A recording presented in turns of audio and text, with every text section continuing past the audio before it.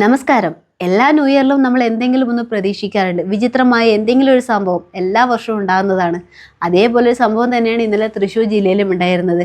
അതായത് തൃശ്ശൂർ ജില്ലയിലെ ഒരു ഗ്രൗണ്ടിലൂടെ 15ഉം 16ഉം വയസ്സും മാത്രം പ്രായമുള്ള രണ്ട് പെൺകുട്ടികളെയും കൂട്ടി നടന്നു പോകുന്നത് കണ്ടിട്ട് അത് ചോദ്യം ചെയ്യാനെത്തിയ 30 വയസ്സുള്ള യുവാവ്, നിങ്ങൾ എവിടെ പോകുന്നു ഈ 2 പെൺകുട്ടികളെയും കൂട്ടിയിട്ട് എന്ന് ചോദ്യം ചെയ്തതിനെ തുടർന്ന് കത്തി ഉപയോഗിച്ച് ആ 30 വയസ്സുള്ള യുവാവിനെ കുത്തി കൊലപ്പെടുത്തുകയാണ് ചെയ്തിട്ടുണ്ടായത്. വെറും 15 വയസ്സ് മാത്രം പ്രായമുള്ള ഒരു പയ്യൻ. അപ്പോൾ തന്നെ നമുക്കറിയാം ആ ഒരു കുട്ടിയുടെ മാനസികാവസ്ഥ എന്താണ് എന്നുള്ളത്. അവൻ്റെ ബോധം സ്വബോധത്തിലല്ല എന്ന കാര്യത്തിൽ ഒരു സംശയവുമില്ല. അവൻ എന്തായാലും ലഹരിക്ക് അടിമപ്പെട്ടിട്ടുണ്ട് എന്ന കാര്യം 100% ഉറപ്പ് തന്നെയാണ്. പിന്നീട് പോലീസ് അന്വേഷിച്ചറിഞ്ഞപ്പോഴാണ് കാര്യം മനസ്സിലായത്. സ്കൂളുകളിൽ പോലും വളരെ മോശമായി ബിഹേവ് ചെയ്യുന്ന കുട്ടികളാണ് ഇവർ എന്നുള്ളത്. ഇനി ഇവരെ കുട്ടികൾ എന്ന് വിളിക്കാൻ പോലുമുള്ള അർഹതയില്ല. കാരണം കൊലയാളി എന്ന് മാത്രം വിളിക്കണം. ചെറിയ പ്രായത്തിൽ തന്നെ സ്വന്തം ജീവിതം നശിപ്പിച്ച കൊലയാളികളാണ് ഇവരൊക്കെ.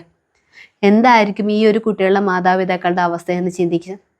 ഇനി ഒരു കാര്യം, നമ്മൾ എവിടെ പോവുകയാണെങ്കിലും ആരെയും ചോദ്യം ചെയ്യാൻ നിൽക്കരുത്. എങ്ങനെയുള്ള ആൾക്കാരാണ് എന്ന് നമുക്ക് ഒരിക്കലും പ്രതീക്ഷിക്കാൻ പറ്റത്തില്ല.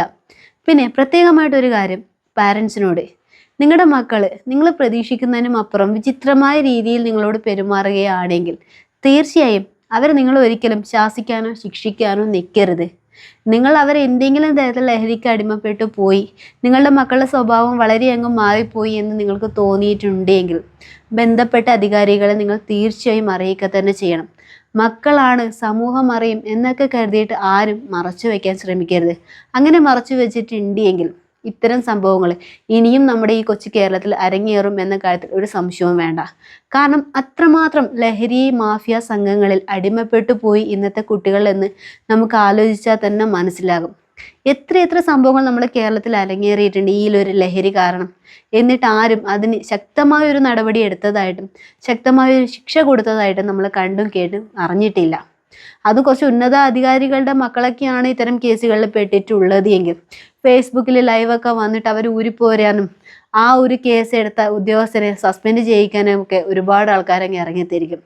സാധാരണക്കാരായ മക്കളാണ് ഇത്തരം ക്രൂരകൃത്യങ്ങൾ ചെയ്യുന്നതെങ്കിൽ ഉറപ്പായിട്ടും തൂക്കുകയറും ജയിലിലും ഒക്കെ അടച്ചിടുകയൊക്കെ ചെയ്യും. തൂക്കുകയറൊക്കെ അപൂർവം, കിട്ടാറില്ല.